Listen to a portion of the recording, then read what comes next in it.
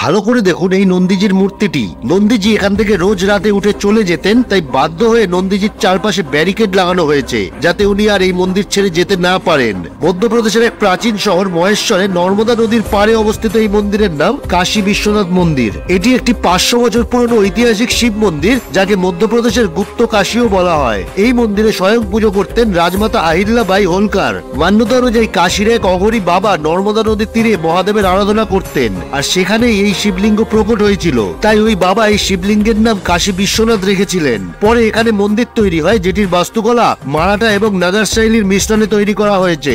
মন্দিরের পুরোহিতের কথা অনুযায়ী রোজ রাত 2টোর পর নন্দী মহারাজ মন্দির থেকে উঠে চলে যেতেন এবং আবার ভোরবেলায় ফিরে আসতেন। এই ঘটনা অনেক স্থানীয়রা দেখেছে। এরপর নন্দীজির চারপাশে ব্যারিকেড লাগানো হয়। আশ্চর্যভাবে এখন আর নন্দীজির চলে যাওয়ার ঘটনা শোনা যায় না। এখানে ভোলে বাবা সকলের মনস্কামনা পূরণ করেন। তাই মধ্যপ্রদেশ গেলে মহেশ্বর শহরের কাশী বিশ্বনাথ মন্দির থেকে অবশ্যই ঘুরে আসবেন।